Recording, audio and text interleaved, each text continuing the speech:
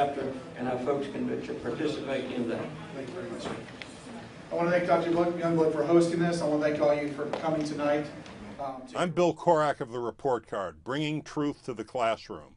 We're at the First Conservative Church of Jacksonville, where Brigitte Gabriel of Act for America is about to speak about radical Islamic subversion in American public schools. We join Randy McDaniels of Act for America in Jacksonville as he introduces Brigitte Gabriel. What you will hear about is threats from those who want to promote Sharia Islamic law. This is not a First Amendment issue that we speak about, but a Sixth Amendment issue, which says the Constitution shall be the supreme law of the land. And those who support Sharia want to replace the Constitution and make it the law of the land. And those groups that we're looking at, most of the major groups in America, like CARE, Islam, NATE, the Muslim Student Associations, and others, are in fact enemies of our Constitution that promote Sharia. And we know this from evidence entered into a trial, the largest successfully prosecuted Hamas financing trial in U.S. history. $12.4 million specifically going to the families of suicide bombers. And the groups that were listed there are the major mainstream groups that our government continues to work with in many cases. The implications of the Holy Land Foundation trial proved three things. One, there was a subversive element in America that wants to replace our Constitution. Two, that it was a Muslim Brotherhood entity. And three, that the majority of the groups in America, as I just stated, were in fact those groups and part of it and are unindicted co-conspirators in that list. We have groups like CARE working in schools. Right now we're fighting a battle down in Tampa. 3 years this group has been speaking in schools, and CARE is one of the co-conspirators, the largest terrorism finance case in U.S. history, and CARE members were sentenced to 65 years in prison. 3 quotes, and one is from CARE member. Ibrahim Hoopla, national spokesman for CARE, said, quote, "I'm not going to tell you that I wouldn't like for the government of the United States to become Sharia in the future. I'm not going to do anything violent to promote it. I'm going to do it through education, meaning the schools." Brigitte's going to be talking about some of this. Dawanet, they said public schools are fertile grounds where the seeds of Islam can be sowed in the hearts of non-Muslims. And Shabbir Mansuri, the group that is the Council on Islamic Education, the primary group responsible for information in all textbooks across the nation, said, quote, "I am waging a bloodless revolution in America's public schools, promoting world cultures and faiths." If you do not think that the enemy is going after the hearts and mind of your children, you're wrong, because that's where the cultural jihad is being waged. Thank you, and I look forward to speaking. The reason why I am so passionate about this subject is because it has affected my life personally. As you saw in the video, I was born and raised in Lebanon, which used to be the only majority Christian country in the Middle East. We were open-minded, we were fair, we were tolerant, we were multicultural. We prided ourselves on our multiculturalism. We had open border policy. We welcomed everyone into our country because we wanted to share with them the westernization which we had created in the heart of the Arabic world. Muslims used to send their children to study in our universities because we had built the best universities in the Arabic world. They graduated and worked in our economy because we had built the best economy in the Middle East. Beirut became known as Paris of the Middle East, the banking capital of the Middle East. And we didn't even have any oil. We did, however, have brains. And then everything started to change in my country. Once the Muslims became the majority, especially with the influx of the Palestinians out of Jordan, they declared war on the Christians. And they formed their own army called Jaysh Libnan al-Arabi, the Arabic Lebanese army. And they started killing the Christians. My 9/11 happened to me in 1975, when the radical Muslims blew up my home, bringing it down, burying me under the rubble wounded, as they shouted, Allahu Akbar. My only crime was that I was a Christian living in a Christian town. I came to the United States and I thought, I left it all behind me.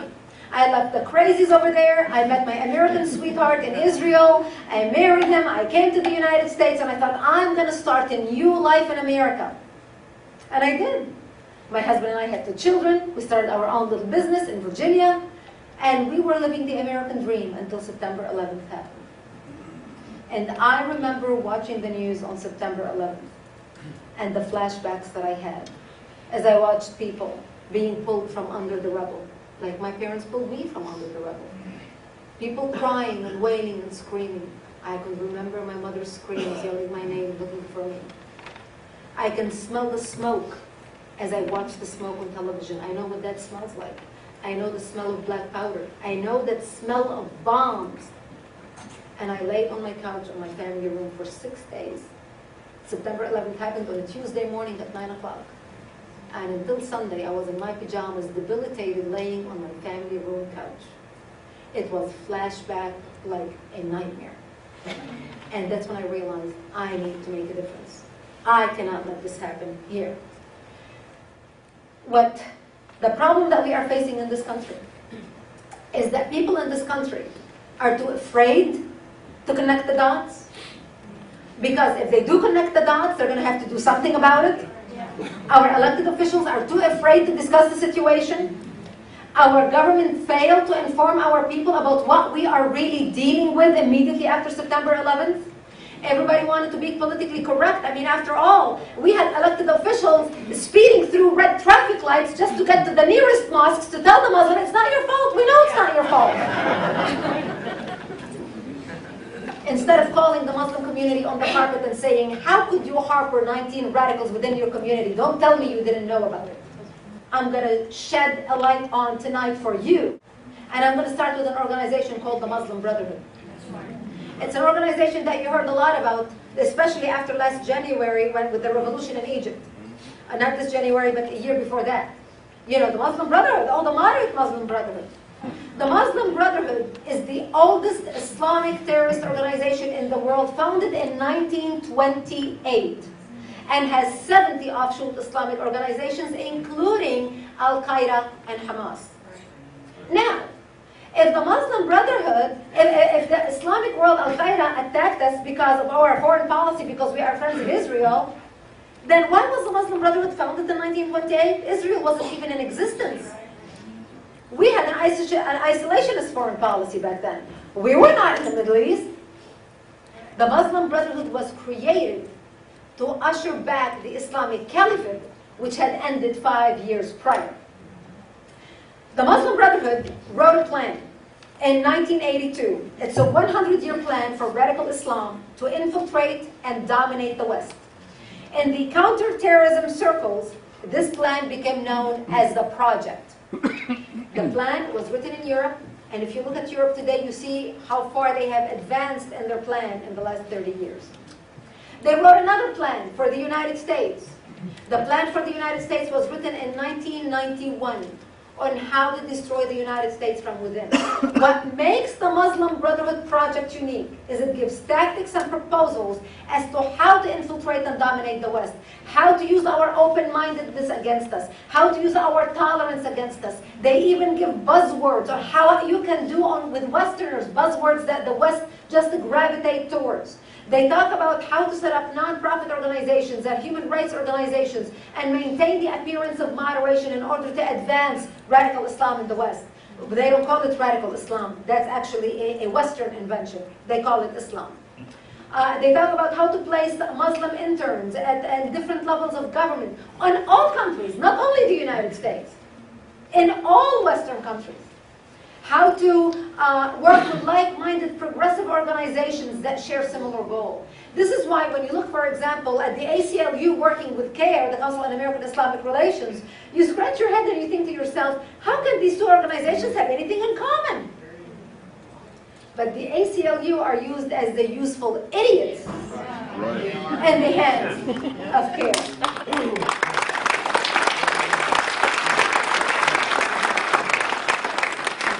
In the United States, they wrote a plan in the United States in 1991 about the destruction of the United States.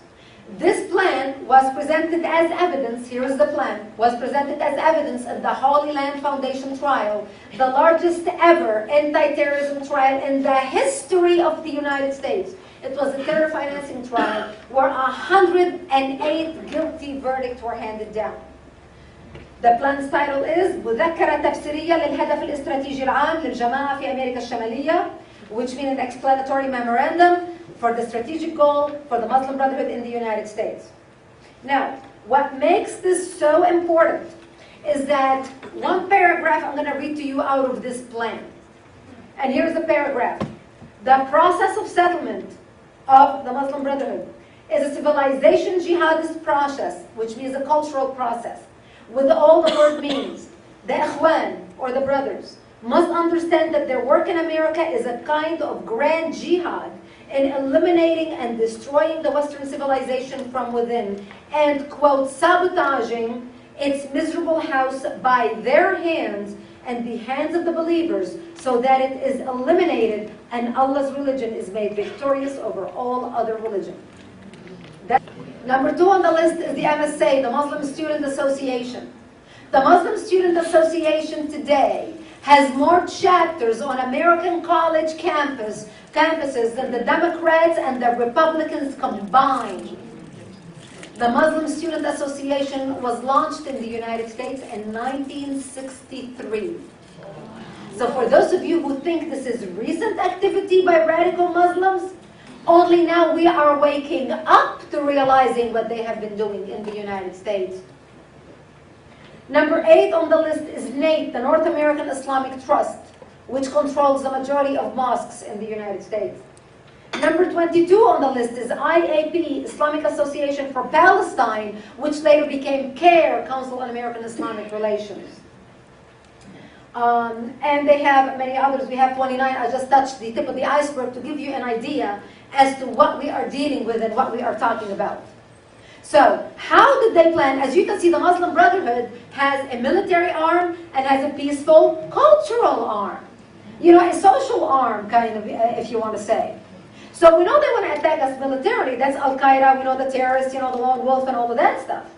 But what is even more dangerous than that is the way they are taking our country and infiltrating our country from within with us being asleep at the switch. Part of the Muslim Brotherhood project, they have educational foundations, they have media organizations, they have publishing organizations. They have decided, they have written in this plan every single way and every single loophole that they want to attack the United States in. From the education, from the media. Do you know that right now they are setting up an entertainment center in Hollywood for $20 million?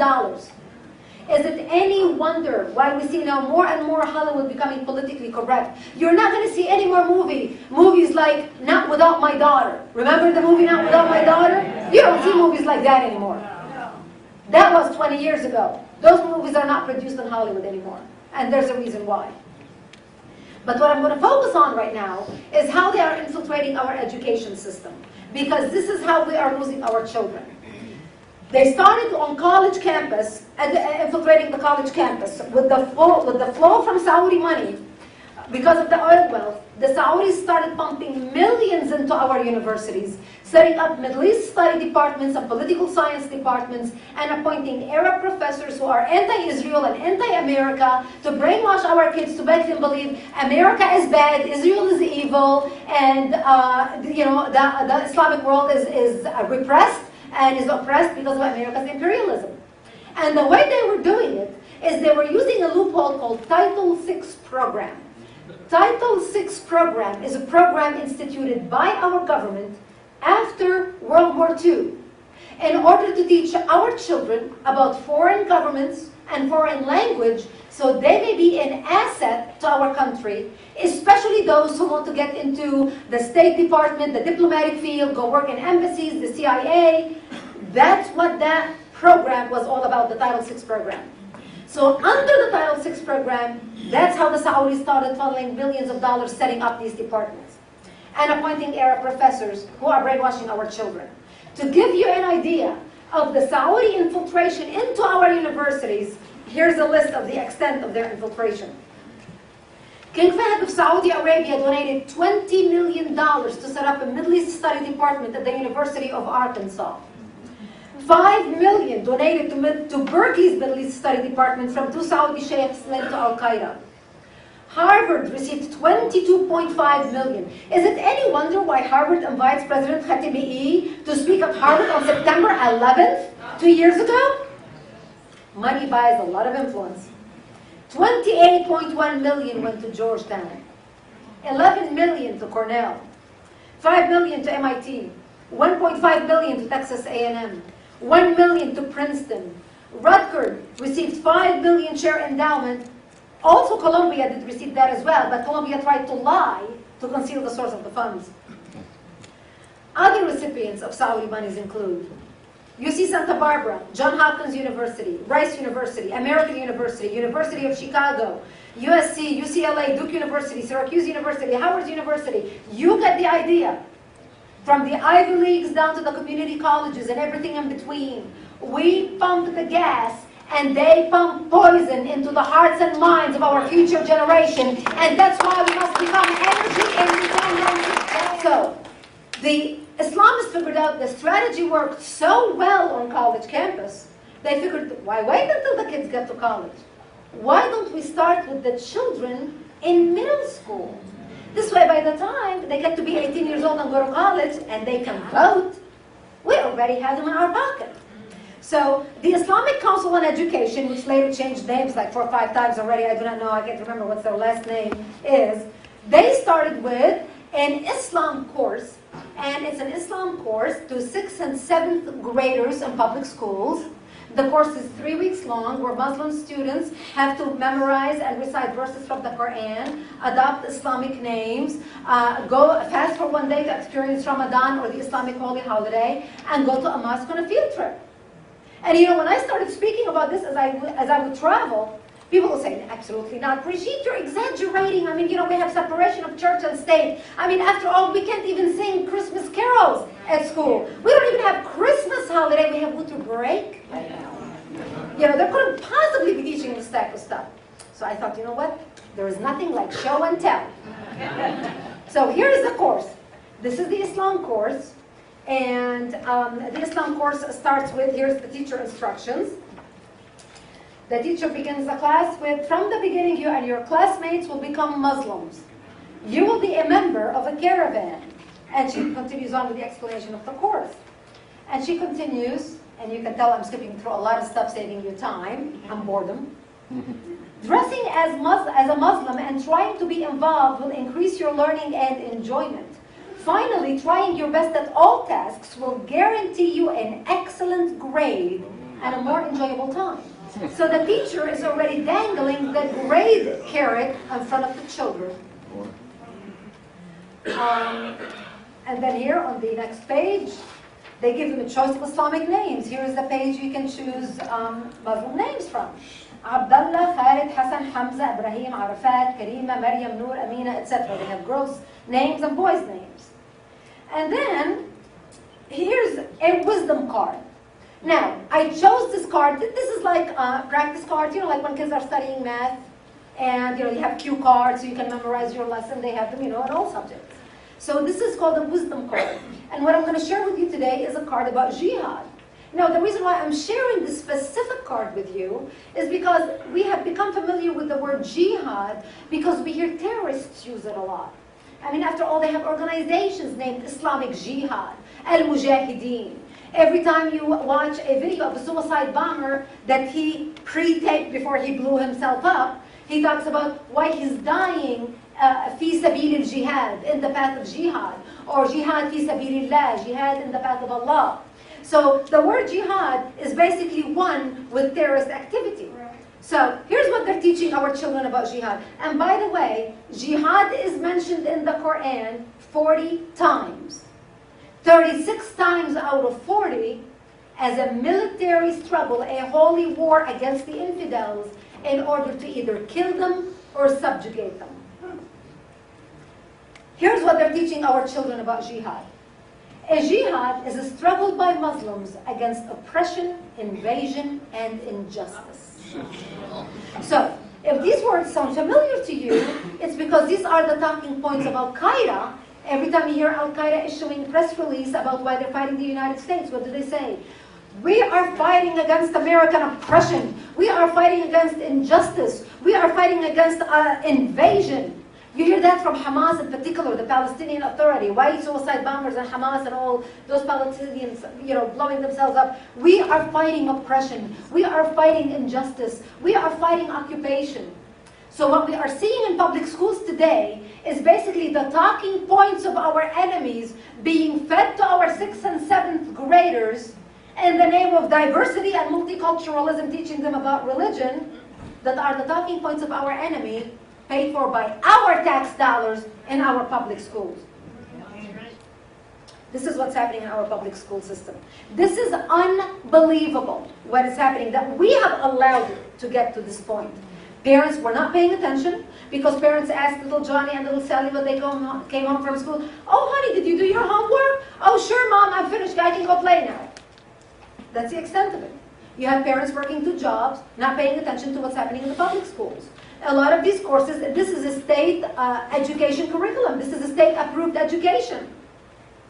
And this is why we are so concerned about what's happening in the country. This is why we need to develop the backbone to say what needs to be said and throw political correctness in the garbage.